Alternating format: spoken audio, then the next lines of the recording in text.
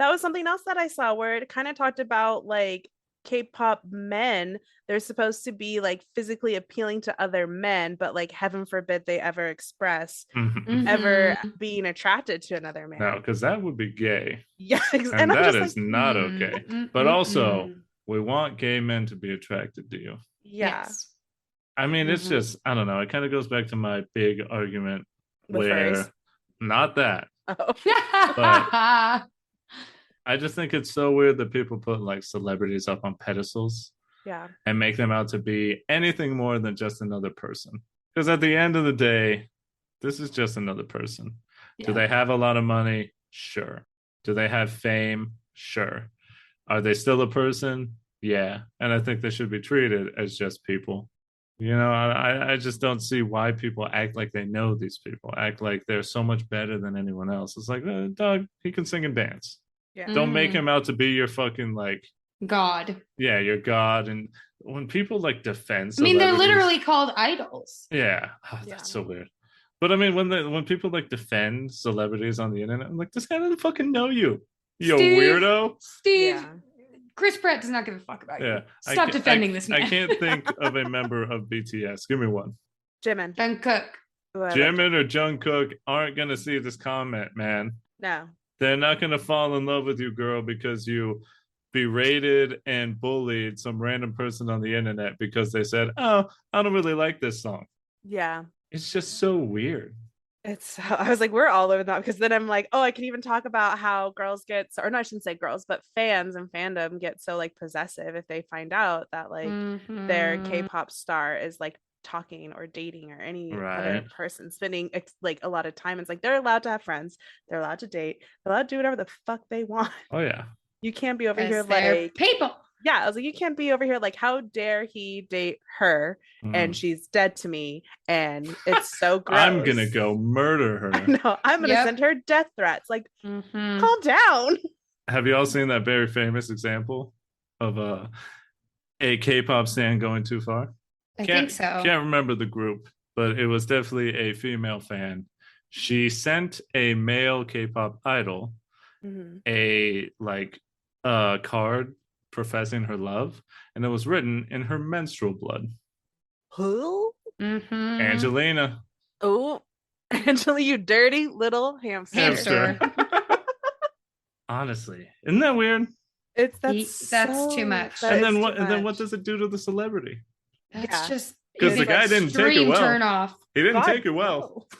He was like, "Oh my god." Yeah, you're not gonna get that letter and be like, "Oh, sweet, I found my soulmate." Oh, this find ain't no her midsummer number. shit. Yeah, drink her blood and be like, "Yeah, that's my girl."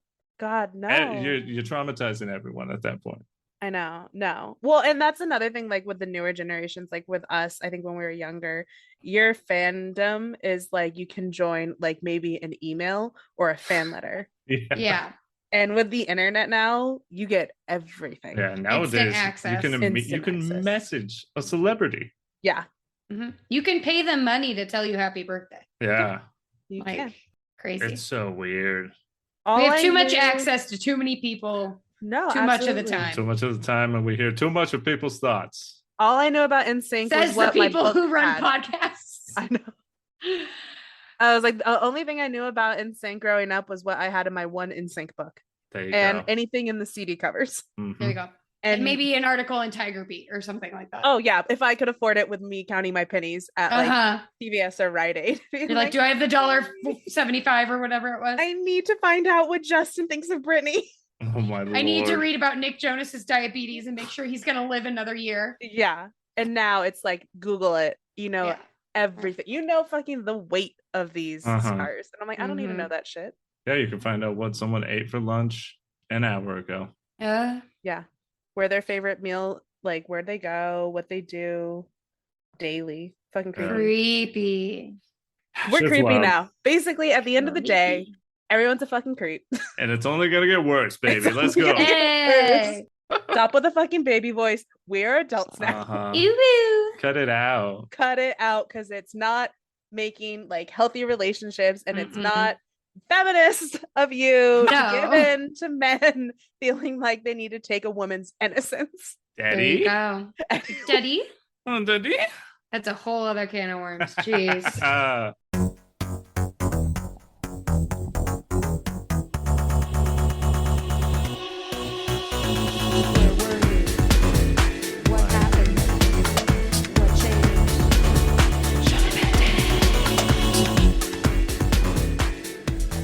Gab's here.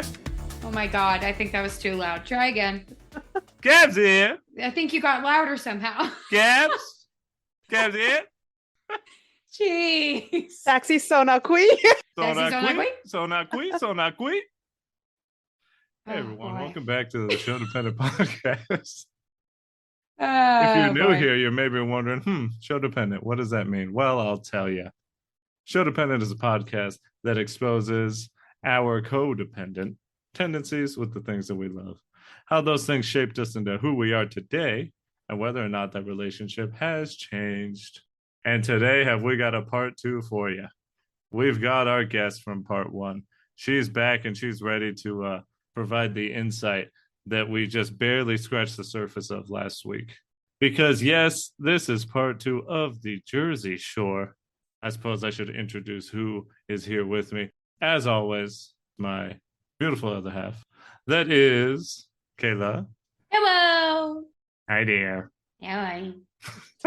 And our guest. Our lovely shore whore herself, Melissa. Ooh, Patty's here. Patty's here. Patty. Fantastic. I love it. Oh my Lord, Jersey Shore. We're back at it again, part 2. How are we feeling about coming back one more time? Oh, so good. So, and it's funny because I was thinking like there's so many other things that I could have talked about that I was like, no, don't sound crazy. We'll see where it takes us. We'll see what naturally happens. But I mean, there really was just too much to talk about for one episode. So we're back for part 2. The more salacious moments, the more real. I'm going to put air quotes around real. I know that they can't see it. But, you know, the realness of the Jersey Shore and the actual reality behind the scenes. Because, my Lord, did some of these people go through some shit. Oh, yeah. Oh, yeah. Let's just get right back into it. Huh? What do we think? Let's do it. Because this is part 2, our meet cute, well, that's over in part 1. So if you want to go, I don't know, maybe get some natural progression and go listen to the first episode, go ahead and do that now. Come on back when you're ready. Maybe go watch some Jersey Shore compilations. Which, speaking of, I would be remiss if I did not add that Kayla finished watching all the Jersey Shore compilations for all the seasons. Yeah, I did. I educated myself in an efficient way. I understand so much now. I'm a new person. Anything that stood out? Oh, everything. It was so much. I don't know. I think just like the genuine connection that everybody had to each other. Like watching them say goodbye was really sad. Oh, you're getting so you went right to the end. I did. You said we are 4 minutes in. We're done. Forget everything else. We're done. Let's get sentimental right away. Also, the amount of fist fights. Oh yeah. Was very surprising. I mean, I don't know if it was surprising, but it was definitely like, oh God, we're throwing hands, and that's a lot. That's a lot. It was a lot of fun. We're gonna go through it together. I definitely did not want to stop.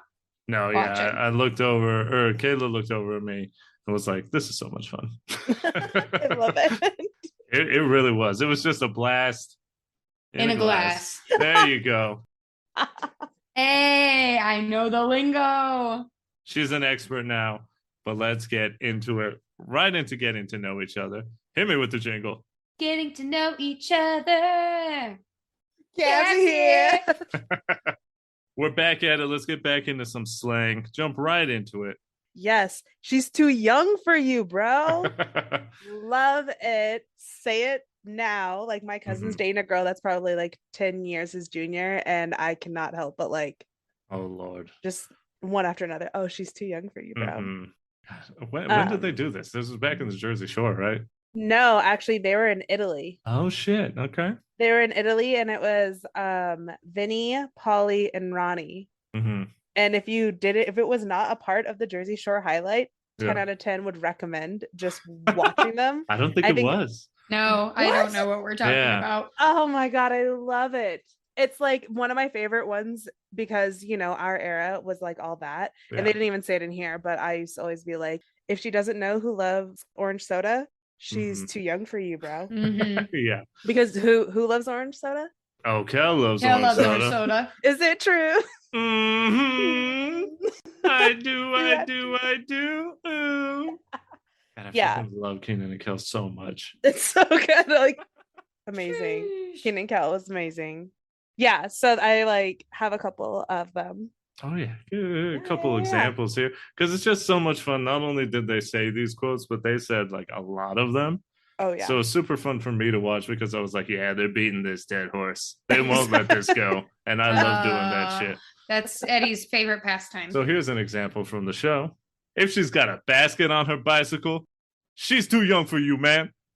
If she still has parental control on her TV in her bedroom, she's too young for you, bro. If she owns Snow White on DVD, she's too young for you, man. Amazing. Oh my gosh. I think this next one is something that you and Eddie say back and forth almost every time you see each other. Just the phrase and the amount of times that Sammy said this, and then you look back and they keep trying and trying and trying to make the relationship work. And I'm like, lady, I'm sure at some point she's seen the compilation because she says it a lot. Run, stop. Run, stop. Oh my gosh. When you fight so much that your like sadness and emotions become a meme, you got a problem right there. Yeah, that's unhealthy. Because I mean, my God. Well, I can only if we had a friend named Ron, like I would feel so Oh bad my God. They're done for. I'm just thinking about him like just Matt all the entire time. You gotta change your name. Ron, stop. Stop it, Ron. No. What is I don't know. There's like so many times that they fought right. that I'm like, I can't even like pinpoint one specific one. Like I know Italy was like the big one because she's like Italy was big. Yeah. That one was like the most ridiculous fight.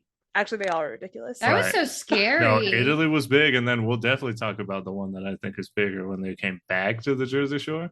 Oh yeah. That one was. I remember looking over at Kayla. She was like, "Oh my God!" I stood up. I was like, "This is really intense." Your fight or flight kicked in. Yeah, I was like, "I gotta get out of here." Exactly. These people on the TV are about to break loose. It's too much. If she couldn't watch the Jersey Shore when it first came out, she's too young for you, bro. She's too young for There you go. Stage 5 clinger. Please explain. Oh my God. I actually use this all the time. I've heard you use this in I just like heard Pauly D say this in my head and laughed because it's very funny. I can just hear it. Stage 5 clinger. Yeah. No, it's somebody who kind of won't let you go. Right. Isn't that a reference to like Predator or one of those sci-fi movies? Oh, I don't know. You're acting like the Jersey Shore people. I don't know. I feel like they might. People. You think Ronnie with those crazy legs was sitting down and watching Predator? Yes. Exactly. He's too busy being a predator in real life. Oh no. Oh man. Oh my gosh. Yeah, I describe my dog as a stage 5 clinger because she follows me everywhere. Like that's an example of a stage 5 clinger. Right. Clinger. Stage 5. The person who just won't let you go. Because don't they say it about Pauly D's stalker? I think they do. And then I know they say it at like the club when they like meet a girl and they're trying to move on, but the first girl won't really like move on. It's like, girl, come on. You're embarrassing yourself.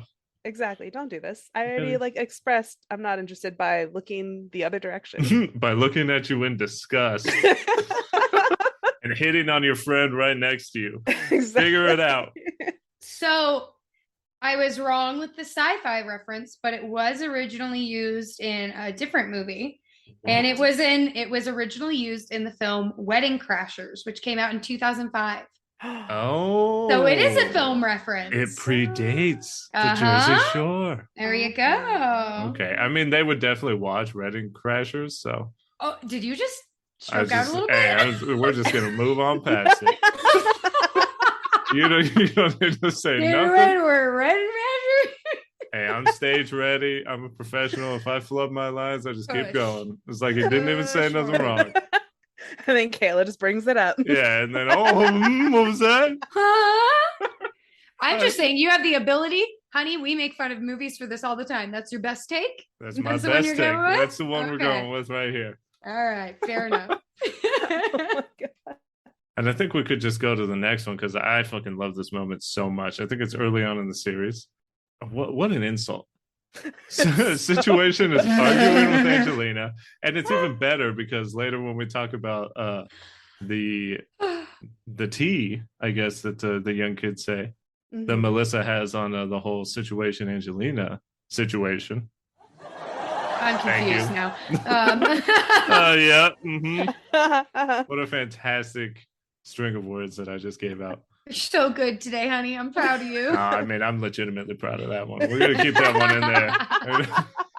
And I'm going to edit it. I'm going to put those laughs in after, so it's going to sound great. God. Oh, my gosh. Eddie got a good one with this one. Anyways. He can just make himself seem funnier. That's the power of the editor. It's great. Let me get back to it. Jeez. Situation is arguing with Angelina. They're going back and forth. And Situation just turns around and he's like yelling at her. And he just looks at her with like a fucking squint. So you can like tell that he's like trying to figure out and really just hates this girl. And he's like, you dirty little hamster. What is wrong with you?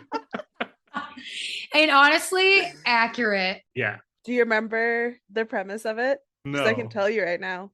What is it? So it was about cleaning, which is like obviously an issue with like roommates, but apparently she didn't throw out her tampon. Right. Which absolute fucking just insane behavior. That. Yeah. It's like, that's a health hazard, low key. Biohazard. Why is that just laying out? Yeah, she apparently left her tampon just like in the middle of the bathroom floor. He put it in her bed. Yeah. Hey, real mature. The right thing to do. You know? It's like petty. It's like what you do with dogs, right? Yeah.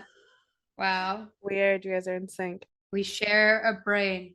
And as you're describing it, I can literally see his face. Oh my God. He's trying to figure it out. It's just like, what the? Because it's not like a woman shaming thing. Because it's not about her being, her bleeding. Obviously, I assume most of the girls in the house were and did. At least once, yes. They were taking care of it. Obviously, everybody except for the dirty little hamster. Mm-hmm.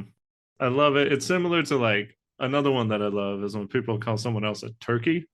It's like, you fucking turkey. You got his ass, man. And another one that I love, I think it's more like Irish, I guess. When someone calls someone else a muppet. Yeah, muppet. You muppet. It's just like such a basic thing, but I'm like, God, that's hilarious. I was like, I want to start saying that. I need to remember from here on out. I think it's time that we get into the moments, and probably the most famous moment of the entire series, because it is time for the note. Bum, bum, bum. Who wrote the note? Tell me about it. What happened here? I was just going to recite it and be like, well, from memory. The first night at bed. Oh, my Lord. So good. A slight backstory for y'all. Set it up. Ron was being a little skeezy. Ron was being Ron. Ron was being Ron. And from what I recall, I'm not sure if Sam and Ron were together. He says that they were not. So then they were not. But are they ever on really a break? Not? Exactly. And what does that really mean to you, being on a break? They didn't define it. Exactly. They didn't set ground rules. Sammy is giving Ron another chance. And everybody in the house knows that Ronnie was being skeezy. Yeah. And it's this whole thing about like, are we a good friend to Sam or are we a good friend to Ron? Tough. Let's be anonymous. And the lovely Snooki and Jenny decided to write an infamous note. In an internet cafe. Yes. If she doesn't know what an internet cafe is, she's too young for you, bro. She's too young for you, bro. I genuinely forgot what an internet cafe was until I watched this highlight. And I was like, oh my God, I forgot that was a thing. I mean, they didn't have a computer in the house, so they had to get out of there and just go type it somewhere else.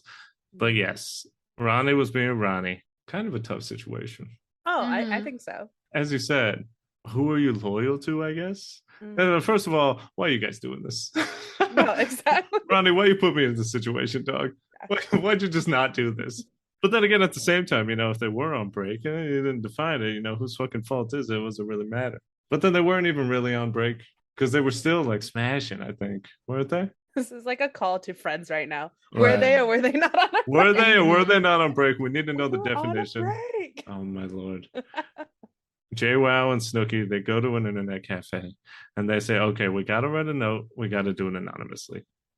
But we can't type the same words and the same vocabulary that we use all the time because otherwise people are going to know that it was us. So what do? They purposefully choose words like therefore. That way, when they read it, people will be like, I don't know. Who says therefore? This doesn't make any sense.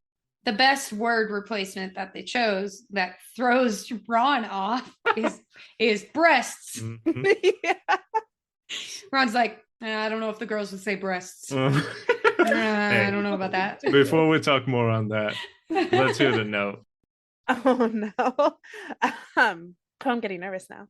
It's a lot of pressure. It is a sacred document. Shakespearean, you must recite from the ancient tomes of the Jersey Shore. Treat it like you're a bat mitzvah. Yeah, because I'm Jewish. Reading from the Torah. You got to put your robes on. Oh my God!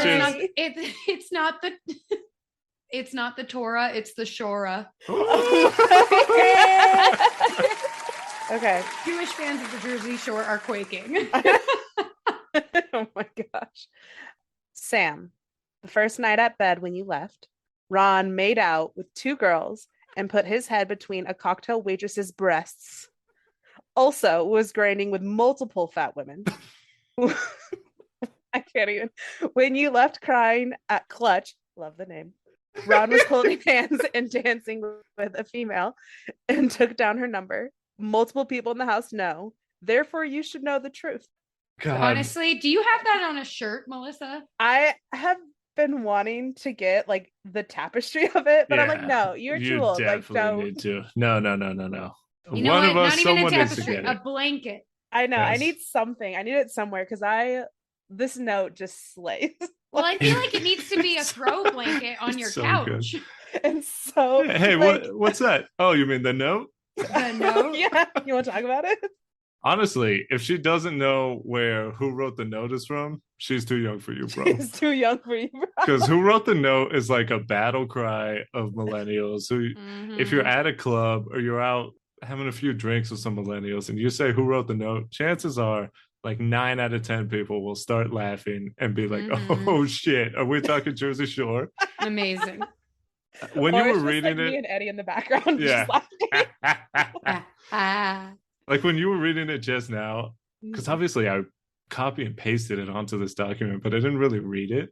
So hearing it read out loud, there's some legitimately just hilarious moments in this. It's so good. Like, first of all, I just absolutely love that the club was called Bed.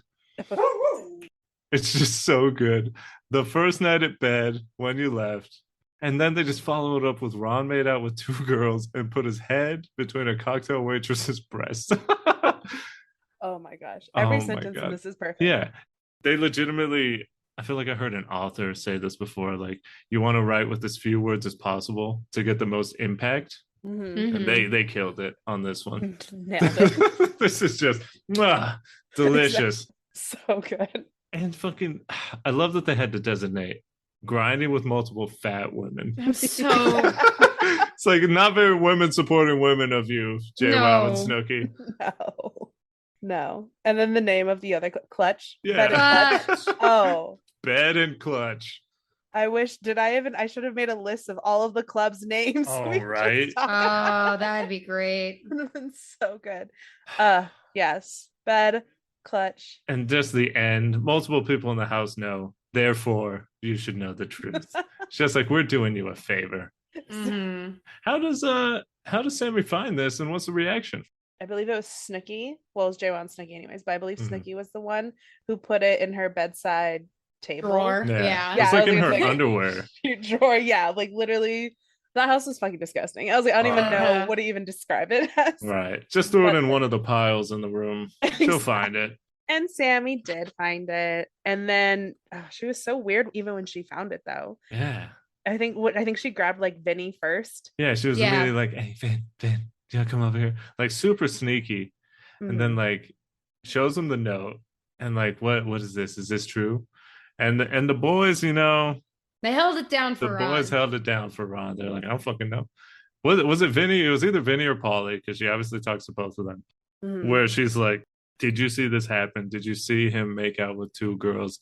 And I think it's Pauly D. He's like, no, I had never seen that. And they immediately I saw it. cut to Pauly poking Vinny and pointing at Ronnie, and Ronnie making out with 2 girls. Which I love when reality shows do this, is they show you the fucking receipts immediately. It's just like, no, I never seen that. Immediately show that happening. Definitely saw it. Oh, you saw it. Definitely happened. He's lying to Sammy to her face right now. Yeah. I respect it, and I'm also very disappointed. You know? Are you? I don't know. Why? You know, it's a tough situation. Well, that's the thing. Speaking of the situation, he was working and then he came, and then when she asked him, he was actually like, if it's in the note, yeah, if it says it happened, it happened. It. Yeah. Hey, the situation loves drama though. He was being a little situation. Yeah. Hey, when like Vinny is eating and Ron knows nothing of this. Oh no, this like whisper intense like across the and table. And Vinny just like fucking essentially does a mind meld and talks like psychically with Ronnie, and he's like, Sammy has a note that says everything that you did at the club. And Ronnie's like, what the fuck? And then he just like he gets so mad. Yeah. He just does like the gets up like the gorilla that he is, and just walks over to Sammy and is like, what's that? Well, and that's the thing. It's like, it's his reaction that makes me think that they weren't like technically on a break. Right. Because if you were thinking that the other person really wouldn't have a super adverse reaction to it because they were understanding of the arrangement, you may not have had that visceral of a reaction. But the fact he got visibly angry and then lied about his actual reaction to Sammy's face to like try to play coy was bullshit. It's just like, god damn it. What I do, babe? What's that say? And maybe he was just mad because now he has to deal with Sammy again. Oh, absolutely. I would be pissed as well. And I mean, that's the thing with them. Because even if they were off, it's not like they were actually off. No. You know, they were always together. And they could always just, even if they were like, yeah, we're done, it's fine. As soon as they saw one of them getting some attention from someone else, they would just get pissed. But the question then became, who wrote the note? We cut to Ronnie, and Ronnie, as Kayla said, he's like breaking it down, and he's like, I immediately thought it was Snooki and JWoww, but then I saw the word breast, I saw the word therefore, I knew that Snooki was too dumb for that, so it wasn't her. And right there, I was like, their plan worked. Yeah, I was like, God, they killed it. What a great job on this plan. Because Ronnie was just like, He like tried to slam Snooki and be like, she can't even spell. Yeah. There's no way she could write a note. Like, what do you mean? But then it just, I don't know, it's just like such a sticky situation because it's a big thing because the women get in such a big fight about it. Yeah, they do. So I don't know. What are y'all's thoughts? What should they have done? I think that at the end of the day, it should not have ever been a note. It should have been a intervention. Oh. I think that honestly would have been the best way to go about it, is actually just have the girls sit down, and they shouldn't have waited. The day after, or, you know, when they woke up in the morning, they should have been like, girl, we got to let you know what happened. Because I think the biggest issue with that information being revealed was that there was such a time delay on it. And everybody knew, and it just festered and festered, and it was this giant elephant in the room, and it just got to the point where it was so awkward it had to be brought up. Whereas opposed to if they had just talked to each other like adults and laid it all out there for her to know. That's the thing that makes it entertaining. Yep. Yeah. Which leads to the conspiracy theory. No. Oh, we're gonna. Never mind. Nice try. Fine. What? Wait, We'll do I save it not to the know or end. do I know? No. You don't know. Now's not the time. Melissa, We're gonna save it. How do you feel about the note? My God, I'm all shook right now. Oh, I got her boots are shaking. Made my ass sweat. It's fine. Okay, the note. I agree with you, but then I always have to think like they were in their early 20s when the shit was going down. Like you can tell right away watching the show that the emotional maturity is just overall lacking. Yeah. It's non-existent. So that's they're just teenagers, basically. Yeah. And like confrontation's clearly not their thing. But they love fighting. That's the weird thing. That's the Italian part of them, you know? You like to fight. They try to avoid it, but if they're gonna fight, then we're gonna fight. Exactly. That's like when I think about it, like as a girl, if I was in that situation, yeah, 100% I would be like, yo, you're man. Like, one, don't be mad at me. And like, two, hey, don't kill the messenger. First night at bed. But your man's was multiple fat women. He was dancing with a female and took down her number. Yeah. We all know, but we need you to know. Uh-huh. But yeah, I agree that it shouldn't have been the way that it was. Yeah. But also it is a reality TV show. And these girls are young. Yeah. And are probably like, ooh, I don't know.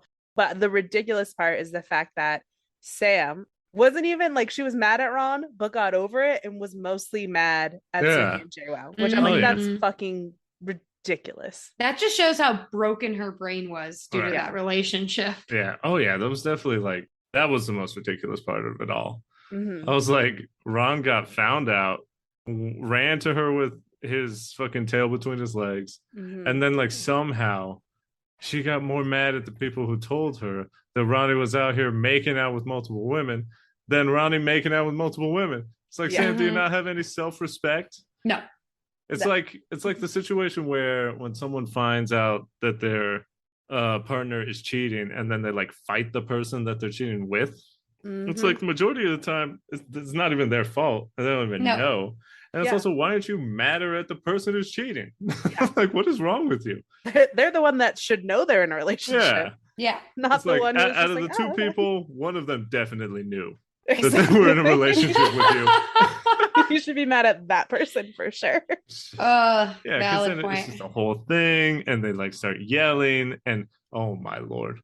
I feel like I should have wrote it down because that confrontation when like JWoww and Snooki want to talk to Sammy, but Sammy refuses to go outside and talk to them, and then Snooki comes in and is like, wow, I can't believe that, and just walks by, and then JWoww comes in and she's like, wow, that's fucked up that you wouldn't talk to your friend like that.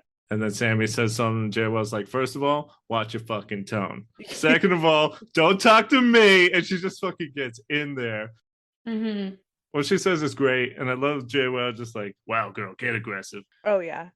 JWoww, honestly, she's scary dog privilege in a person. Like, if she's in your corner, people are afraid because she is intimidating. What did she say? I think she was talking to Angelina where she's like, you can stay here, get your ass beat. You can go home, get your ass beat. That was to Angelina. So you're saying there's not much of a choice, JWoww. I'm going to get my ass beat regardless. Okay. Good to know. I honestly like because Sammy and JWoww fought, right, in that episode. Yeah, like they physically fought. Yeah. And then Sammy's over here like, oh yeah, I beat Jenny's ass. And I'm just like, look at your man. I think like, and then he's there just like, hell yeah, exactly. Fucking sick. I get away with it. Exactly. I was like, I'm pretty confident that even Vinny at one point in like the confessional was like, this man cheats on his girl and walks away. And then there's a fight and it's like, oh my God, what is happening in this house? Yeah. And I was telling Kayla, just I don't know, because right now it's time to dump on Ron time, even though we're going to dump on Ron more later. Dump on Ron. I remember there was a time where some of the dudes were saying that Ronnie was bragging about how he could like go to a club, make out with a bunch of women, and then go home and like sleep in the bed with Sammy, and like she wouldn't care and she would like hook up with him too. And it was like, wow, Ronnie, you a real piece of shit, dog. It's just like, I'll cheat on my girl and then I'll go home to my girl. I don't give a damn. And he was saying it like, yeah, I'm fucking cool. Yeah. Like, good Lord, dog. He's the worst. I fucking love it. I fucking love it. At the end of the day, fucking love the note. The note is amazing. The note is amazing. The fight's hilarious. Horrible. Hilarious. Hey, speaking about JWoww hitting people, she also punched Mike the Situation. Yeah. He had it coming. Yeah. He had it coming. Well, I don't know. I'm looking at Melissa's notes here, and Melissa, care to because I didn't know any of this, so now I'm like, wow, new information. What's happening? A little context? Yes. A little rumored context? Yeah, man. Yeah, dog, I'm in there. We love the tea. Text the situation myself. I said, "What's up?" Exactly. Oh my god! Send to those DMs and be like, Doug, did you know this? Hey, did you know this? And he's like, "Hey, yo, I didn't even know that myself." The context of the JWoww punching Mike that you see in the show, is that the roomies made an agreement to go back to the hotel room together, which, like, I totally get. I would do the same thing. Oh, for sure. They're like, we're not going to get strange tonight. We're all just going to go hang out. Because I think they were out of town. They weren't at the shore house. I think it's Miami. Okay, yep. I was like, I'm not quite sure. They're in a hotel, though. Were they in a hotel in Miami? Kinda. Okay. Anyways. They were by a bunch of hotels. Yes. Yeah. So, it's kind of like a strip situation. Yeah. Yeah. So the Sitch decides that he's going to stay to hit on the ladies. And Miss JWoww happened to get sick. And was like, oh yeah, you need to go home with me because everybody else is doing their thing and I need somebody to go take me back home. We're not going home with strange. And he's like, nah, I'm gonna get it in. I is. And she was livid, which led to a good old back fist in the Sitch's face. Yeah, spinning back fist. JWoww said, Dana White, sign me up because I got the MMA skills. Fucking wild overreaction by JWoww. It's like, you're an adult. Go home. Yeah, what do you mean? Why is that his job to take you home? Yeah, you're fully capable. And you have you're probably surrounded by 10 producers. Right. Who are going to guarantee there is a camera on you right now. Exactly. Who's behind that camera, JWoww? Figure it out. It's a ghost. You can make it. You're going to be fine. Do you want me to spill the tea of the rumor? Yes, tea. Oh, yeah.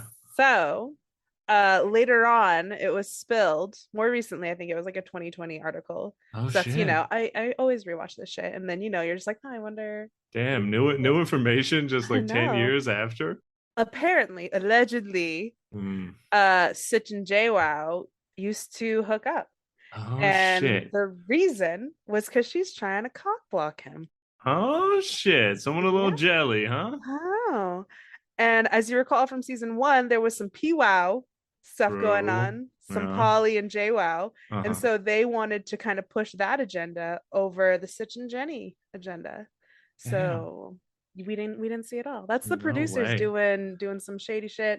So we don't know the full story. But then again, maybe it's better because if it's too ancestral, everybody be like, everybody's fucking everybody. Yeah. But in the end, everybody was fucking everybody. Right. True. Absolutely. What was that band? But we're a family. Where everyone was banging? Fleetwood Mac. Fleetwood Mac. Yeah. What is the Fleetwood Mac over here? It's a Jersey Shore Fleetwood Mac. That's fucking wild. Apparently, the situation was hooking up with everyone before the show, huh? I mean, he has a situation. I know that's right. My God. From one iconic moment to another iconic moment involving the same two people, Ron and Sammy. But this time, it's a lot fucking worse. This is so sad. It, at a certain point, gets a little fucking uncomfortable. It's not fun. No. And back in the day, I think I remember watching it being like, oh shit, what the fuck? And not really taking it too serious. But watching it again on the clips, I was like, my God, someone needs to step in and do something. Oh, yeah. Because let me lay the ground floor here for you. Ron and Sammy, season 5, I believe. Guess what? It didn't work out yet again. What? I know what you're gonna be fucking amazed to find out that this on again, off again, about 20 times relationship didn't work the 20th time. Ronnie says, you know what? Hey, since we called it quits, tonight I'm gonna go out with my boys. Sammy's getting ready in the mirror. She's putting her makeup on. And she's like, what are you gonna do tonight? Said, I'm going out with my boys. Move. And he keeps trying to push by her when she's doing her makeup in the mirror on the closet doors. And she's like not letting them go by. They're doing a little back and forth. He keeps saying like, I'm going out with my boys. She's like, whatever, you're going to hook up with girls. He's like trying to avoid it. And then all of a sudden he's just like, you know what? yells downstairs, I got the smush room tonight.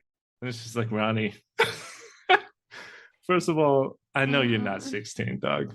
Like you can handle this way more mature than a 15-year-old who just got broken up with. But it's fine. He keeps yelling. He fucking ups the ante and says, you know what? Not just do I need the smush room tonight, I'm gonna smush like 5 different girls tonight. I'm gonna bang 5 girls tonight. I don't care. I'm gonna do whatever I want. And then Sammy just like gets super upset and looks at him again for the 20th time. Very serious tone. I'm done with you. Ronnie, I'm done with you. And they just fucking, for some reason, Ronnie doesn't leave. And Situation goes upstairs, where Situation is great here because he does the right thing, you know? He walks in, he's like, I'm gonna go get my hat. Because downstairs, guess what? It's super fucking awkward. I'm sure everyone who's listening has probably been in the situation where you hear people fighting and you're like, wow, I don't want to be here right now. It's like you're hearing your parents argue in the other room and you're like, God, I am uncomfortable. Situation goes upstairs, he gets his hat, and he looks over and sees that Ronnie and Sammy are like yelling at each other, crying, Sammy is, and Ron is like getting a little aggressive. And he starts like throwing Sammy's things out, doesn't he? At the closet, because they shared a room. Yeah, because he's like, you know what? If you get out of my fucking room. He says, like, get out of my room. Let me throw your stuff out. So he starts throwing her clothes and like her makeup and all that stuff like around the room. The situation's like, hey, man, relax. He's not listening. So he immediately goes downstairs like, hey guys, can you come up here? We need help. Which kudos to Situation. In the situation, he killed it. There you go. They come up and Paulie and Vinny have to like restrain Ronnie. And then they have to restrain Sammy, who like keeps wanting to go in and like fight Ronnie or like hit him or something or yell at him. It's a whole fucking mess. The producers love them some drama, huh? Oh yeah, because they didn't step in at all. Oh no! They said, "Hey, if he hits her, we're gonna let it happen." Gold. Honestly. Oh, it's so uncomfortable. And it gets really scary with the bed. Yeah, because it gets worse. Don't they go to the club first, or am I thinking of a different time? No, they do. Okay. Because right there, they somehow managed to separate Sammy and Ronnie. And for some reason, they're like, I'm still going clubbing. Meanwhile, I'd be like, I'm going to go cry in my pajamas. Yeah. Go to sleep. My family's fighting and I'm not happy. Exactly. Everyone's like, fucking, I'm still going clubbing. Even worse, Ron and Sammy are still like, I'm going clubbing. Sammy's wearing like her tightest dress. She's looking hot. Which, mind you, again, they are on a break. They said they're done. They said they're through. Sammy dances with a guy. Worse than that, in Ronnie's mind, she dances with a guy in front of him. Oh, how dare she? The counter argument that's about to come out is bullshit. Ronnie fucking teleports home, like on the spot. I don't know how he got there so quick. Did he probably sprint ran home? Yeah. He gorilla ran He on was his fucking swinging through buildings with his fucking arms, just like on the boardwalk. Went up on the Ferris wheel and beat his chest and just fucking appears in his room at the Shore House. And then just starts throwing everything, not around the room, but outside onto the balcony. And he says, like, get the fuck out of here. It's my fucking room. It's my room. And he starts ripping apart her fucking like bed frame. And Sammy comes in and she's like, wow, I can't believe this. Like, this is hurtful. And then she like, I think I mixed it up. But anyway, she like somehow gets on top of the mattress. And Ronnie's like trying to throw her on the mattress outside of the fucking room. And like, it's just so intense. Then the boys come in. Yeah, then they come in and they can get Ron out. And then like Sammy's just left there alone, looking at her room just destroyed. All her like makeup. Yeah, that was the part that really bothered me. It's just like the clothes, sure. But like her personal items, like all of that makeup and all of that effort that she put into acquiring that stuff, it's all ruined. And not only that, but the final straw for her was her glasses. Yeah, that was super uncool. And she looks down and the glasses are broken on the floor. And she's like, wow. You can tell because she gets very quiet. Yeah. That's what Sammy does. She is dramatic. I would have been really pissed as like, somebody wow. who needs glasses to see. Yeah. And then she goes upstairs For some reason, Ronnie's like, situation, get out of here. It's like, again, your parents fighting. Because he's like, go to your room. Situation, go to your room. You don't want to be here for this. Situation like, this is my room, dog. Yeah, dog, what are you talking about? You're in my space. Okay, whatever, I'll leave. We're in a communal living space right now, but all right. And then Sammy's just like, wow, I can't believe this. Like, my glasses, like, what is this, Ron? This is too much. And then Ronnie's argument is, no. You know what? You dance with a guy in front of me. How disrespectful of you. Do you know how disrespectful that is to do right in front of my face, Sammy? You know how that felt? At least when I cheat on you, I hide it. Oh my I have some respect for you that when I cheat on you, I hide it. How dare you do it in front of me? First of all, mind you, she didn't even cheat because she was dancing with someone. She wasn't kissing him. With a guy. No. He said, I would have preferred that you did it out of my sight, then it would have been okay. It's like, Ronnie, you're missing the whole point, guy. Yeah. This also, is so many levels of bad. Yeah. No. I mean, what a guy. Just no. Yeah. It's I was gonna say easily like one of the worst, like especially when you get older and as a girl and you watch it, like when you're younger, you're like, oh shit, and then you're older and you have a deeper understanding, and if you date a few guys, you have another understanding, and then like seeing it now as like an adult watching it, it's kind of like I do not like that episode. Like it just makes my skin crawl. It's so toxic. It's super scary. Yeah, it's and so genuinely sad. Yeah, because they're just everybody in that house is incapable of giving them the help that they need. Oh yeah, and they're not helping themselves, but like again, like the producers allowing it to happen and allowing it to get so far, because imagine the cameras weren't there. Yeah, things could have gotten really bad. The way he was acting and the way they were both acting just escalating the situation, but especially with Ronnie being the big gorilla juice head that he is. The way he was acting and yelling is just like, as you said, it's really uncomfortable to watch at this point. Foreshadowing for Ron's later life, unfortunately.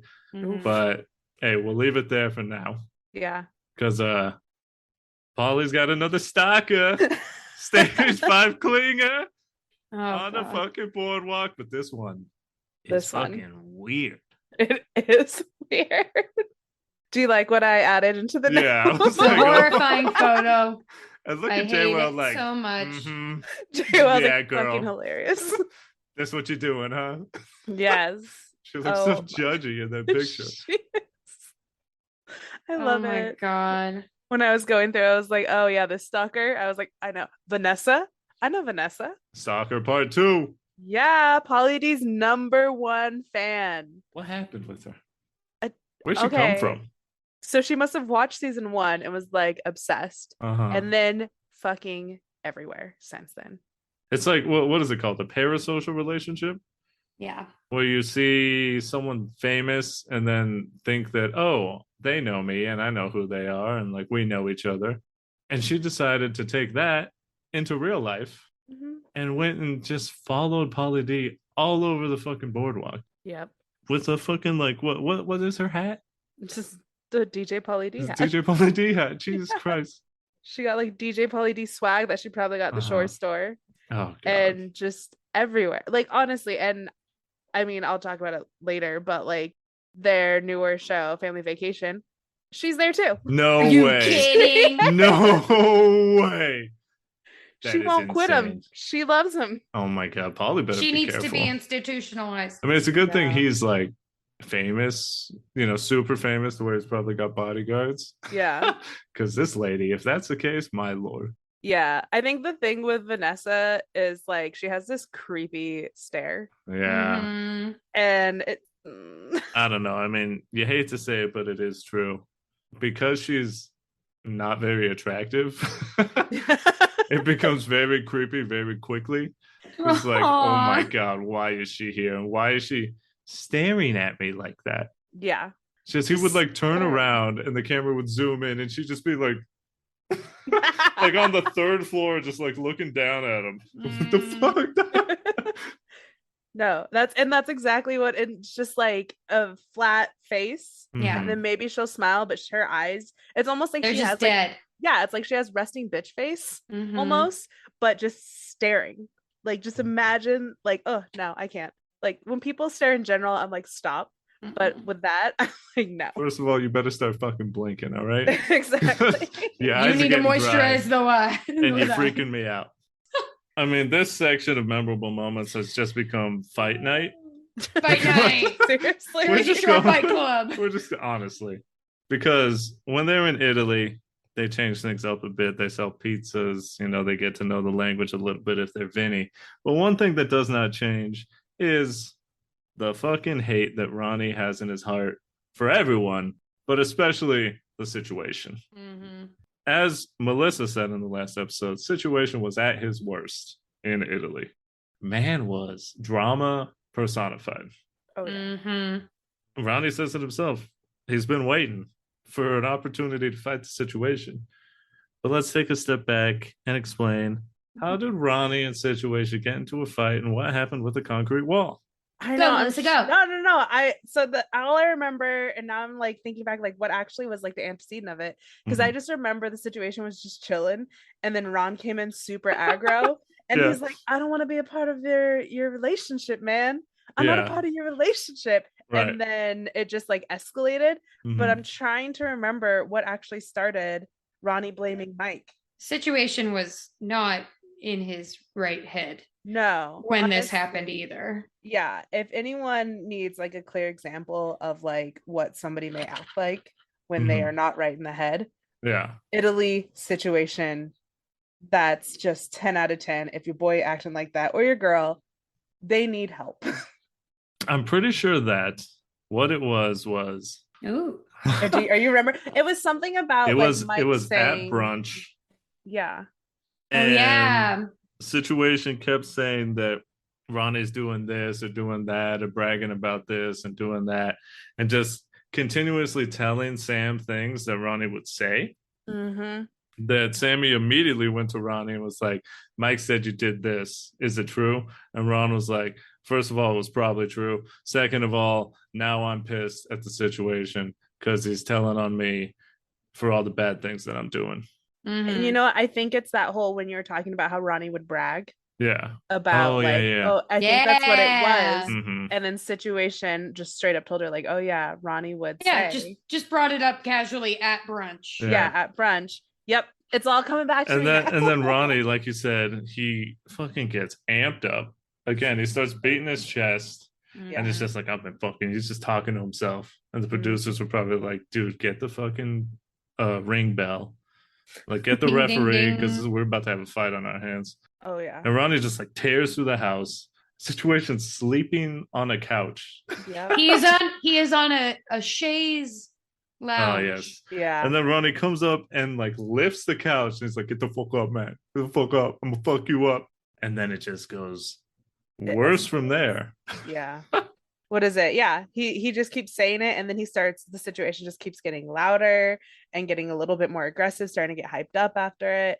And then it leads, I think the situation even threw his bed actually at one point. Yeah. To try to like show that he was getting aggressive. And then our boy just runs his little head right into a concrete wall. Yeah. And immediately falls down. He like rubs his head, falls down, and he's just, you know, you can tell he's out. Oh, concussed. He's got the stare that Pauly D's stalker number 2 has. Like, yeah. Hey, I didn't know Vanessa was in Italy with us guys. Situation was probably seeing Vanessa like, what the fuck, man? Exactly. I'm freaking out. Why is she here? But JWoww was immediately concerned for good reason. She's like, Mike, are you okay? He's out of it. But somehow, maybe the mix of adrenaline and the cocaine flowing in his system, guy fucking pops back up. And just like they actually start fighting. Yeah. And it's not good. No. JWoww I remember seeing JWoww on the bed. She has her hands over her head and it's like almost fetal position, just sitting there. And it's just so sad because you're like, wow, they really are like a family. And she's like the daughter watching her parents fight, and she just can't do anything because you know they're both fucking gorillas. Yeah. What is she? Who is anyone going to be to stop it? It takes like 4 of their security, pull them apart, And then not JWoww, and then Situation has to go to the doctor to get his neck. Does he get stretchered out? Yeah. Oh shit.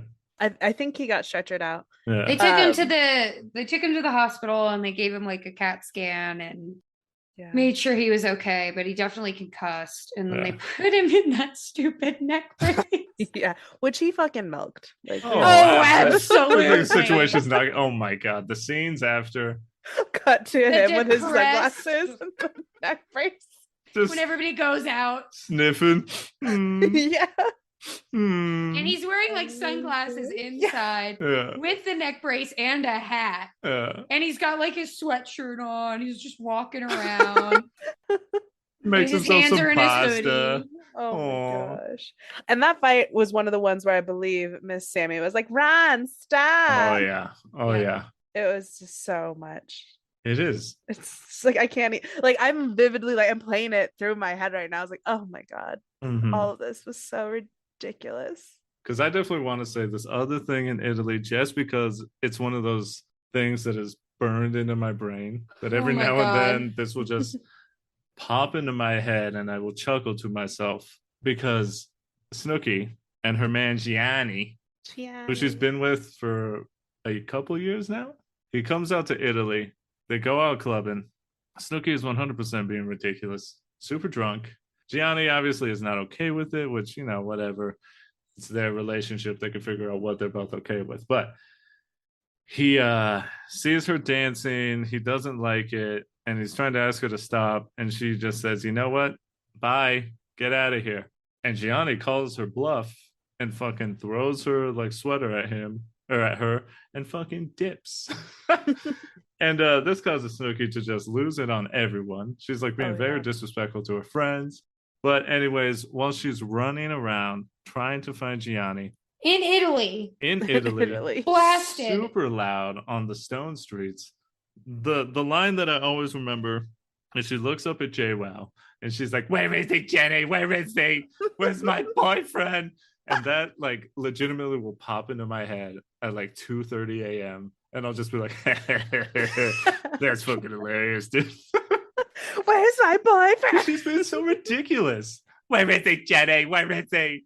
She's literally throwing a tantrum. And she like falls on the ground with her heels on the cobblestone and is laying on the ground in Italy, just like, where's my boyfriend? Right, it's like she's acting like she saw the man get executed by the state right in front of her. And he just walked like a few blocks away, and it's just like, my girlfriend is psycho. She's probably having a fucking slice of pizza, just like, I don't know. No. I just fucking love it. It's just funny to me. Oh yeah, and honestly, that was one of the moments when you watch and you're like sisterly vibes with Snooki and JWoww, because even though Snooki was hella rude to Jenny, JWoww was like, I have to find her man. Right. Yeah. And she did, and I was like, oh shit, look at her. That's a true homie right there. And another time where they had to take care of Snooki. I mean, where's the beach? Where's the beach? You're literally looking at it. Snooki. Yeah. There's a guy on the bench. It's right there. What do you mean? Exactly. That was so funny. She's running along the boardwalk of the beach. Where's the beach? And then she gets arrested. And I love it when she gets arrested because she's like, I'm a good person. Yeah. And she's also like, get off. Get the fuck off. Like, what is this? Jenny's like, don't push the cop. Yeah. Keep your hands to yourself. Stop it. Oh yeah. She has her like knockoff Uggs falling off of her like gaudy glasses. Train wreck. Like she just looks like a train wreck. That return to the shore was bad for a lot of them. Yeah. But for Vinny, he got to see his family. Mm-hmm. And not only did he get his mom's cooking, but a certain someone that Kayla loves showed up. What's his name, Kayla? Uncle Nino. Uncle Nino. Guy's a fucking weirdo. He's literally the definition of the creepy uncle. Yeah. I feel like he has assaulted multiple women. Oh. He definitely has. On that show alone. Yeah. And the producers were complicit in it. Exactly. Like, oh my God. No, Uncle Nino is a total creep. What is it? I think the first time he goes in the hot tub with like JWoww and he gets like kissy with her and he's like in love with JWoww. I'm like, this guy is a fucking creep. He would have absolutely like motorboated JWoww if no one else was there. Oh, 10 out of 10. He's fucking gross. Disgusting. He is, and then like the way he talks to is just like he mumbles everything. And you're like, what? Do you have brain damage? What's going on? Every time you see him, he's like drinking wine. He's mumbling words and he's a fucking creep. And it's like Vinny fucking hates that he always shows up everywhere, but it is hilarious. Speaking of hilarious. Oh my God. Here's a second line that is just stuck in my head. You say this all the time. Just a throwaway line, but let me give you a little context. It was either season 5 or season 6. Everyone knows Dina. In the middle of the living room, there's just a pair of underwear. No one knows who the underwear belongs to, but Pauly D looks down, takes a look at the underwear for half a second, and just yells out, "Oh, those are Dina's." And again, you remember that is amazing. 3:45 a.m. I'll be hanging out in my room and just, "Oh, those Dina's." "Oh, those are Dina's." It's like, what a funny thing to say. Just, "Oh, I know who those are. Yep, it's got to be Dina's." Oh. She doesn't have underwear on. She like dances him off or just doesn't bring him to the club. Yeah. So they're just there in the living room. Super sad. Dina, season 6, takes a nosedive very deep. So much so her parents have to have like an intervention, specifically her mom. Yeah. Because she gets arrested.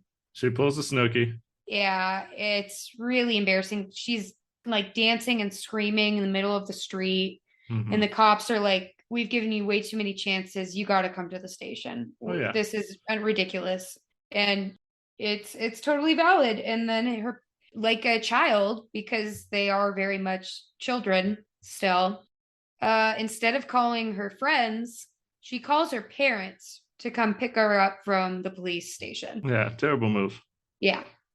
And then she proceeds to just get lectured and told, like, "Why are you acting like this? This is embarrassing, not only to yourself, but to me and your father. Makes us look bad." Like, just like the worst things you can hear from your parents. Like, they're disappointed in you, that you're an idiot, you're making really bad choices. And then she's like, "Okay, Mom, I'll be better." And then she ends up getting drunk and ends up calling her mom drunk and then gets yelled at again. And it's just a big mess. Poor Dina. She seemed really sad this season. You know, that's what happens when things start changing. Yeah. Is that the season where Snooks is preggers? Yep. Yeah. So she lost her spiral buddy, which I think caused her. She lost her little meatball, which made her, I think, way more reckless because she didn't really have a counterpart. Oh, absolutely. Yeah. And she was probably sad. She did a recruitment that season for a new bestie too. Yeah, they did the meatball tryouts. Yeah, that was so weird. That was really weird. I was just uncomfortable. I was like, "Oh God, cringe." Yeah, I would have never tried out. No. Yeah, no, sure. I wasn't wishing I was doing that while I was watching. It was so weird. I wasn't doing the same thing, but in my room alone. Well, look, Tina, I took 4 shots. I did it. I took a shot off of a creepy old man. The sweaty, hairy old guy. Oh God. Well, let's get to hookups. The hookups. Because there were a lot. Kayla, you were asking about it earlier. Snooki and Vinny. Ooh. I mean, countless times, right? A minimum of 2. Oh. Like okay. 2 all the way, and then a little like sharing the bed and a little. Oh yeah, they like to cuddle and they're cuddle mates. Yeah, as soon as Gianni and Snooki broke up for like a day, she immediately went into his Vinny's bed. That was really like, sleazy. And they apparently had sex, right? Yeah, in Italy. Yeah, like right after after he broke up with my boyfriend. Where is it, Jenny? Yeah, in Italy, she like was like, "Fine, Vinny's bed." How did Gianni just like, "It's fine, babe"? I mean, I know Vinny was invited to their wedding, but still, it's he wasn't. No, Vinny wasn't invited. Vinny and the Sitch, I believe, were not invited to Snooki's wedding. That's understandable. We've talked about P-Wow. Yep. A weird first season hookup. Yuck. I don't like it. I mean, Ronnie and Sammy, a very storied past. Ugh. Oh, God. Vinny and Angelina, you remember, Kayla? Disgusting. Staten Island hookup. Oh my gosh. They were like fighting, and the next thing you know, they're in the back of a cab just making out. Enemies to lovers. And then I love it because I think he was sharing a room with Ronnie, and like Vinny and Angelina are hooking up. Ronnie's like, "What the fuck?" And then Vinny's like, "Hey man, can you get on? Just give me and Angelina a second." like so funny. casually. Hey, I'm Doug, like, come on, man. exactly. The hell out of here. Vinny gets with Mike's sister. Yeah. That's sleazy. Why is Oh that my gosh. sleazy? Yeah, That's how's just that? gross. They were a family. Do you That's remember? even worse. Do you remember No, I Vinny don't was so remember. excited Was to he? like meet her, Uh-huh. and then she walks in and she looks like a female version of Mike. And he still goes for it. Oh, He's like, I love Mike. exactly. Get in there. This is even better. It was What's hilarious. even weirder is Snooki and Dina.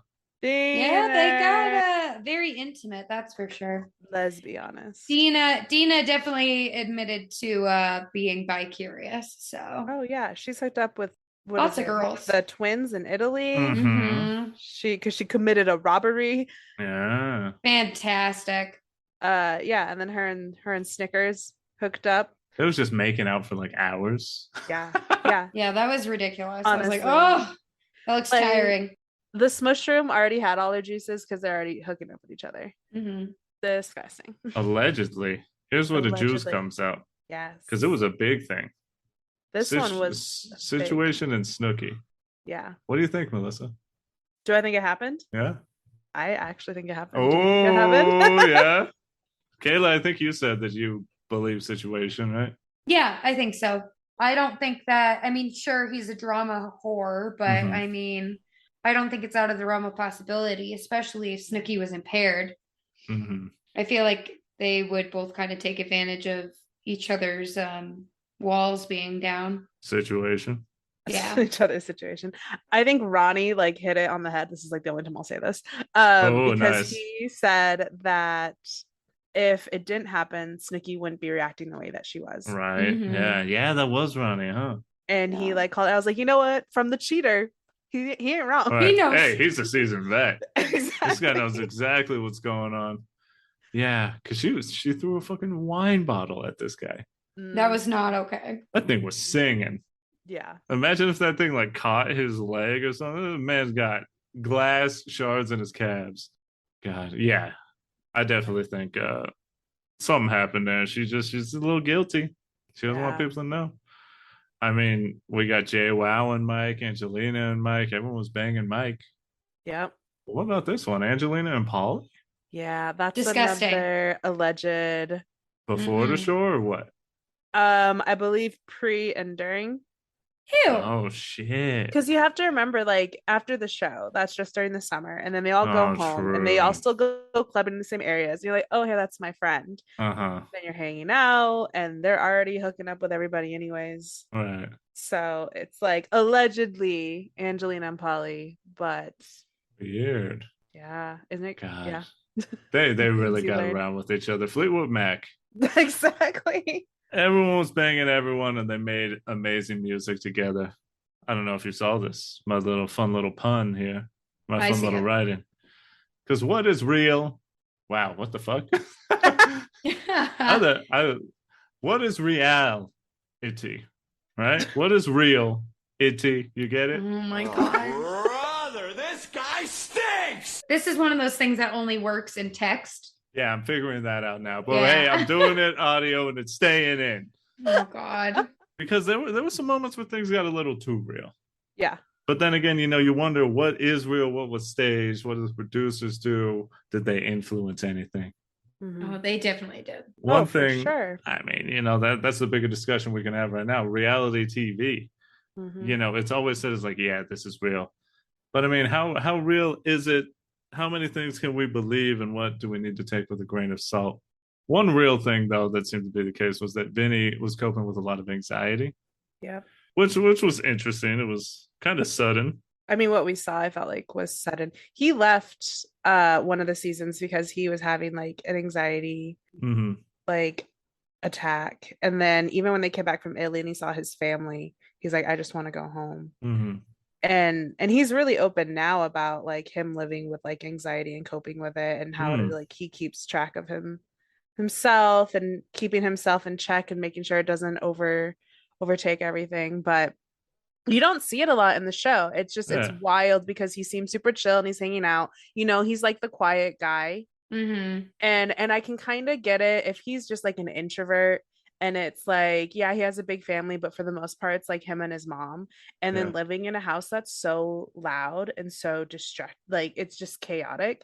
I can see where that can just like really take a toll on your mental health. Oh yeah. So that's something that's kind of sprinkled in and out of his character throughout Jersey Shore, which I appreciate. I wish, I mean, and it's not really their job, it's a reality TV show, but it's like I wish we saw a little bit more about it. Yeah, for Because you sure. don't see it and you just like assume like, oh, all these people are wild. And he's like, yeah. Okay, my social meter's up, my chaos meter's up. I need to get away from all of this. And yet I'm stuck in the house for another like 2 weeks or something. Right. So yeah, that's why I say it was like kind of sudden, because the way that they edited it, it was just like, oh, all of a sudden Vinny is dealing with this. But like you said, it was probably just so much behind the scenes that we didn't see. And, you know, if we look back at the way men are portrayed in media, a pretty early portrayal of a man struggling with his mental health that we should have seen more of. You know, it paints a better, more whole picture of what it is to be a man, and showing that it's okay to deal with these things that oftentimes aren't seen as masculine. Yeah. And Vinny didn't really try and hide it. No. And that was the thing that I really appreciated Paulie, because like the group had kind of coerced Paulie into convincing Vinny to stay. They're like, he's gonna listen to you. You got to try it. And then as soon as Paulie like kind of dipped his toe, he was like, oh no, he's gone. Yeah. He's already there mentally. Right. So I'm gonna respect it. And Paulie, I don't know. As we said in the last episode, Paulie being the older guy, maybe it is just because he's a little bit more seasoned. But I felt like he handled the situation very well. Like he was very respectful. He wasn't like super loud. He was understanding and all that. So it's nice to see them boys, them bros, you know, supporting each other. Yeah. Oh, definitely. And speaking of the relationship that the brothers have, relationships on Jersey Shore in general, I mean, I feel like they were mostly toxic portrayals that are probably did not do us any favors in growing up and watching this. Being like, yeah, as a kid, it was probably seen as, oh, this is fun and crazy and all that. But now as an adult, it's just like, this was not good to watch. No. This is not like a good portrayal of what a relationship should be. No. Like when you think about like Ronnie and Sam, super toxic, and watching back now, like I said, like there's certain things I just can't watch. It's just so bad. And then what is it, like even JWoww's relationships, like some of them weren't great. Or not even with Roger, the boyfriend before him, where like they broke up and then she had to go home to get her dogs and the guy like stole a bunch of her stuff. I think he stole her bed. Like I was like, that shit was not okay. No. And just like their interactions with some of their partners, like the lying, and then even how some of their partners like treated them. And they were just like, what is it? One of Snooki's boyfriends like called her and was like, hey, I cheat on you. I like hooked up with another girl. And then he's like, oh no, I'm just kidding. I was like, dog, like don't fucking do what? That shit. Yeah, it's super toxic. I think the only thing that you would say, even if you could consider it a little healthy, is like the bonds that they do make. Like, I mean, they did become a family, right? If anything, it's a trauma bond because they went through a lot together. Well, I think like Vinny and Polly's like friendship, to me, I was like, that's something that I can like leave being like, that was good, like all throughout, like that. Oh yeah, that male bond. And you don't like, another thing you don't really see, I mean now probably a little bit more, is just like male friendships. Oh yeah, like in promoting it and not like making it seem like, oh, two guys are best friends, like that's gay, so it's bad. I was like, no man, you can be like close, you can be vulnerable with each other. So like that part of that was like healthy. Everything else, right? Yikes. I mean it was cool to see, and they were very affectionate with each other as well. Which we see more of nowadays, but we could definitely see more of it. More and more of it, I think, is a good thing, because people need to know that all relationships can be different and all relationships can be loving. Definitely. But when we talk about Jersey Shore, Kayla alluded to this earlier.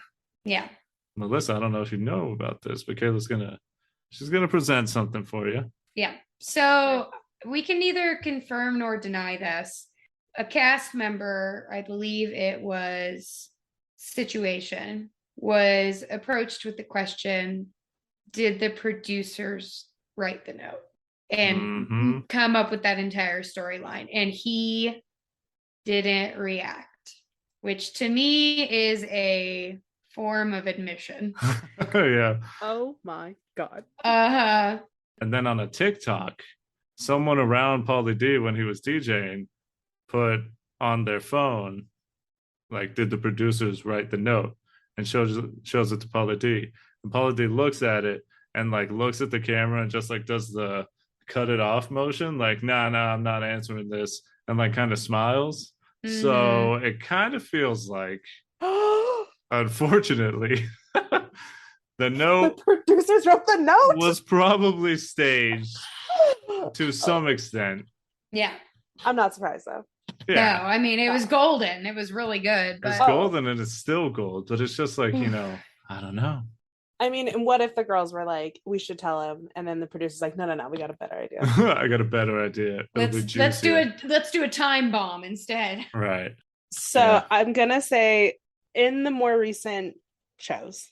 Yes. Yeah. And I've only watched certain ones here and there. I would say that I can identify more of like producer work versus bum work. Really? Wow. And I was just kind of like, you guys are beating a dead horse right now. Like, stop trying to create drama. Right, yeah. Well, I mean, now is the perfect time to bridge the family vacation because Jersey Shore had 6 seasons in its original run, but now they've brought the cast back for a family vacation, kind of a reunion series that I thought was just going to be one season. Kayla and I watched it. Kayla valiantly watched it, having no knowledge.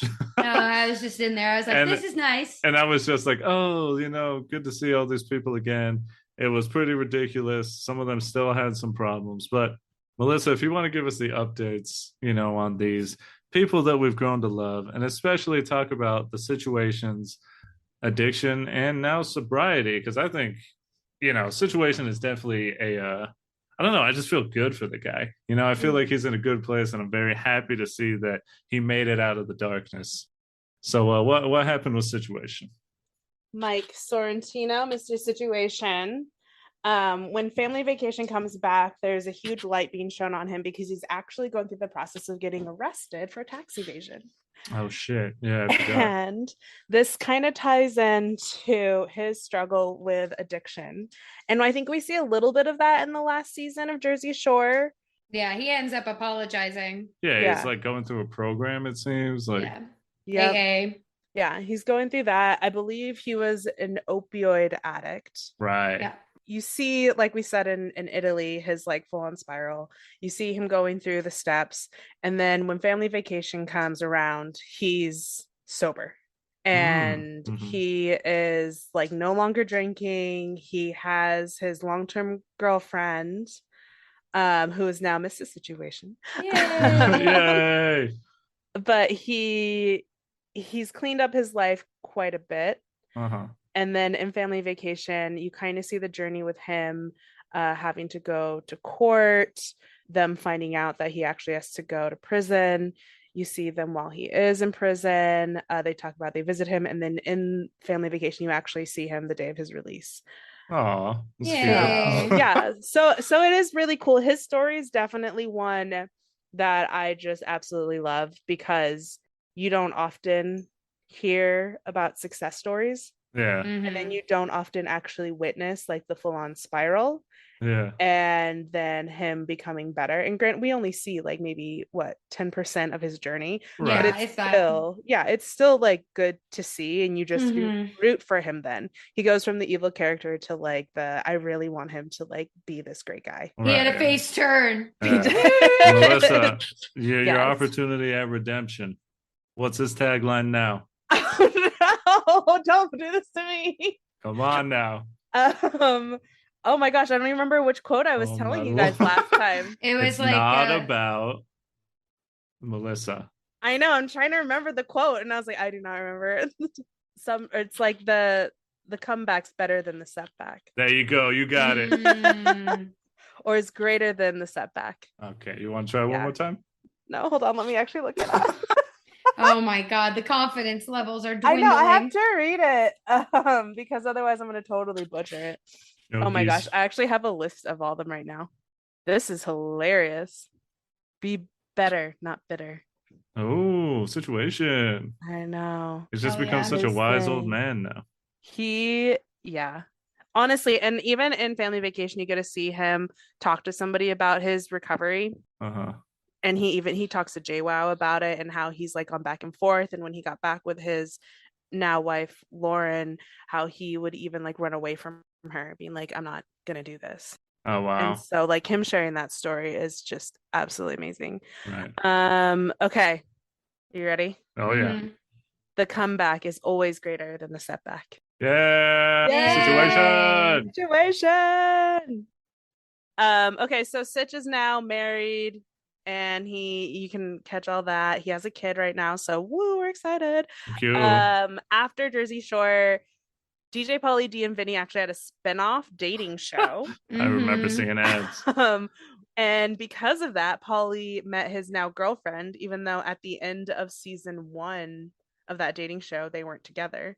Oh, interesting. Season 2, they were. Wow.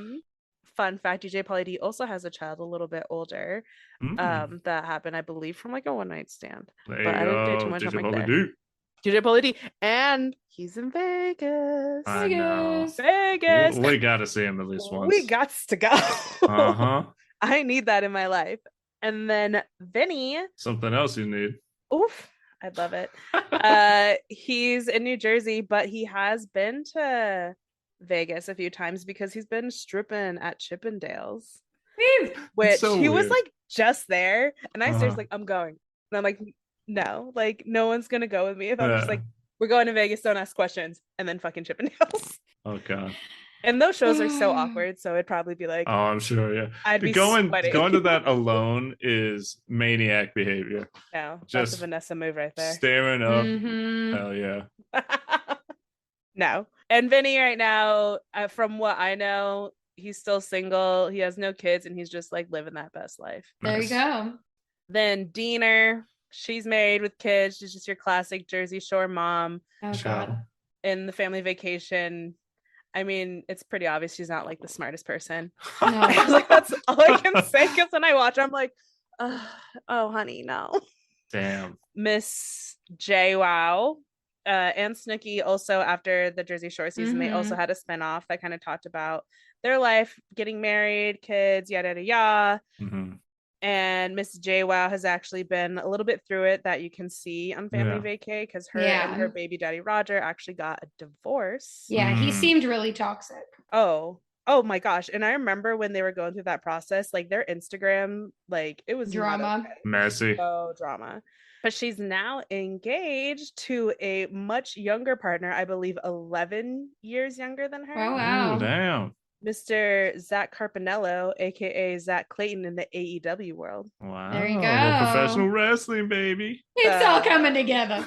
Oh yeah, but if you watch Family Vacay, he is not my favorite person. Oh really? He does a little bit of a little sketchy sketch stuff. Oh no. Right away. And I don't want to ruin it because I really want you guys to watch it. Okay. All right. They can talk don't say anything. We'll figure it out. Snooki is just, it's so funny because she's like a complete 180 from being she's doing Spiral good. Squad. Yeah, and now she's married with kids. She has her own store, the Snooki Shop.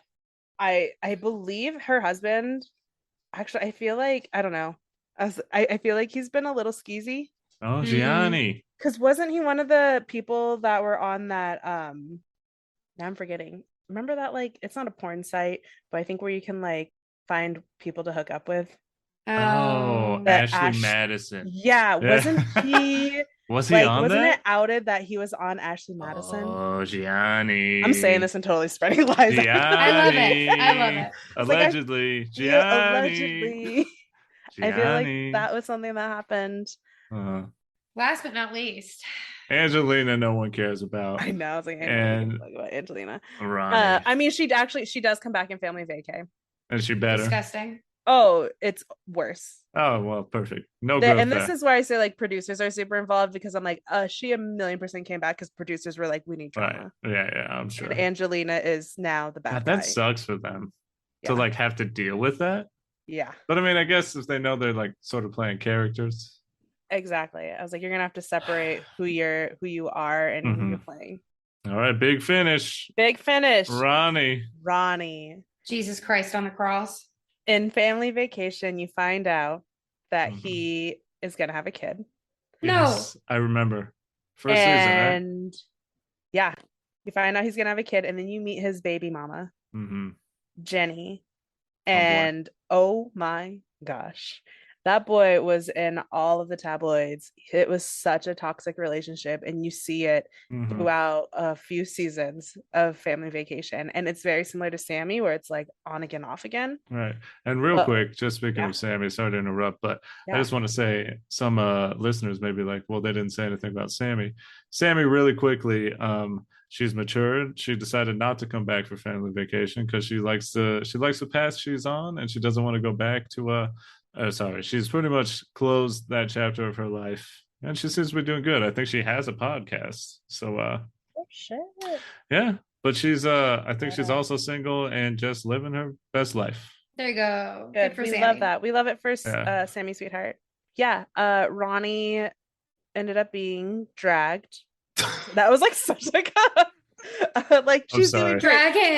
Ronnie was like dragged by Ronnie was ran over by a car. Yeah, he was ran over and dragged by a car, and then you see him and he's like, oh no, it's like no big deal. It's fine. It's fine. It wasn't as bad as the tabloids say. Okay, Ronnie. Broken arm. They like live stream them fighting. Always smart. So good. Always good. You literally see in an episode of Family Vacation, Ronnie one day, Ronnie the next day with a black eye. Oh my god. Oh my god. It's just like that is just it doesn't change. So Ronnie got the DV on him. Oh yeah, but he also did some. It wouldn't surprise me. Right. I think like in the show they try to cover it up, but in the reality, you're like, nah, dog. Like you're not innocent in this situation. I would not be surprised. I mean, we saw what he did. Yeah. Yeah. We saw what he did 11 years ago. So yeah. And you see like the thing with I guess like Ronnie and Mike's situation. Yeah. You gotta like kind of revisit it because Mike's in a better place and he's able to talk to Ronnie a little bit more maturely, and Ronnie's kind of going through this. Yeah. But he actually does take some of Mike's advice and starts working towards his road to recovery. And I think that like their relationship got better. Yay. Well, that's from what I've seen. Yeah. Like, there's a couple seasons that I haven't seen that's out, but like I don't have access to it for streaming reasons. So I don't know if he's like back on the horse, because it's not just typically it's not your first time that you're like, I'm gonna go through recovery and you succeed. Right, so yeah, and we'll see. That's kind of the update. Definitely watch. Get to know what's going on with them. Go if you need some drama in your life. Oh yeah. If things are too boring for you, go watch some other people have some drama. Well, with that, I think it's finally time to DTR. Kayla, what's it mean? Define the relationship. And let's see where we are from 2009 when we first met Jersey Shore, at least Melissa and I, to 2022. How do we feel about Jersey Shore now? What place, if any, does it have in our lives? Kayla, you first, please. Okay. It's nice. I like it. I'm definitely guilty of like shitting on this show and thinking that it was very dumb when it came out. But now watching it for just like pure entertainment purposes, it's so enjoyable. Oh, yeah. It's ridiculous. It's outrageous. And it's a good little junk food for your brain. It's fantastic. And, I think we've really summarized it very well. Is it a good show? No, it's really bad when it comes to representing what good relationships and communication and lifestyle choices are. However, that seems kind of boring. So this is definitely exciting. And if I were to define my relationship with Jersey Shore now, it would probably be something along the lines of that one person that everybody knew in high school and you talked to him like twice. That's where I'm at with Jersey Shore. But hey, I've got a better opinion of them now than I ever had. So well, there we go. Yeah, I enjoy it. I mean, for myself and my relationship with Jersey Shore, I kind of feel as though it's like the best friend you had back in your freshman year of college, and now I'm 31. Life has brought us towards separate paths. We've kind of drifted apart. Still have those memories though, always look back at that freshman year of college and just be like, man, that was such a good fucking time.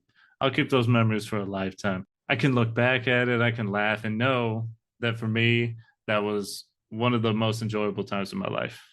But I kind of feel like, that much like Sammy, I feel like that chapter in my life is kind of closed. I feel like I can very easily, and I mean, it might be a little different here by the end, but bear with me right now on this metaphor. I feel like I could close the book that is Jersey Shore, and I was pretty content with that being, done and over with. I could reminisce, I could look at the book on the bookshelf and be like, oh shit, I remember. And yeah, like I said, 4:37 a.m. I'll be like, oh, those are Dana's. Where is he, Jenny? Where is he? Just having an amazing time and reminiscing. I felt like I was good. But now, Melissa, I got to be honest. I kind of feel like that book might have to get dusted off a little bit. I feel like I could see the book opening a little bit, and maybe, just maybe, I got a little bit of room for that family vacation. Because now it's kind of starting to come back where I'm like, well, I kind of want to see where they're at now. You're telling me about Situation, telling me about his journey, and, getting to see them just be more mature. It's kind of like being able to see your friends from high school at a 10-year reunion, at a 15-year reunion, and be like, wow, I haven't thought about these people in forever, but I'm happy that they're doing better. So who knows? Family Vacation. Maybe we'll give it a watch. Who knows? Oh, if you do, you have to let me know. Oh, of course. So I'd have to agree with you when it comes to this is a show that I'll always love at the end of the day, because it really does just remind me of good times that like we once had. Reminds me of Jersey days, getting super excited watching the show. Yeah. It reminds me of all of the Spiral Squad shit I have also done and may do every once in a while if I'm feeling it. I'm not gonna lie, I'm still not entirely out of it. But and I love it, kind of what we talked about. Like, I love the drama that doesn't involve me. Oh yeah. My life currently is, luckily, knock on wood, I'm saying this, not dramatic. And so I'm like, hey, you know what? Let's tune in and see what the Jersey Shore peeps are up to. And so it's nice to like rewatch it and like laugh at those moments, like she's too young for you, bro, and all that good stuff. But as an adult watching, I'm noticing that there's a lot of things that are really cringe about it. And some things they've said, some things they've done that I'm like, I'm not the biggest fan, and I don't know how I feel about it. How I define this relationship is like a booty call ex. Because I was once deeply invested, and I can go a while without it. But I have a great time every once in a while, and I low-key hate myself. There you go. There you go. Hey, but you keep coming back. But I keep coming back. You'll always be a shore whore. Exactly. Hey, and right there with that, we must say thank you so much for listening, bearing with us for 2 episodes of a Jersey Shore reminisce-a-thon. That's right, I said it. No. Wow, you were making up words That's right today. Hey, it's a good time. Oh yeah. If you liked what you heard here, please give us a follow. Download the episode. Go back and download Jersey Shore Part 1. Give them both another listen and spread the word. Go check in on all your friends who are drama. Make sure that you let them know that if they want a little bit of peace of mind and a little time to relax, that they can find and listen to the Sho-Dependent podcast on Apple Podcasts, Spotify, or wherever you listen to podcasts.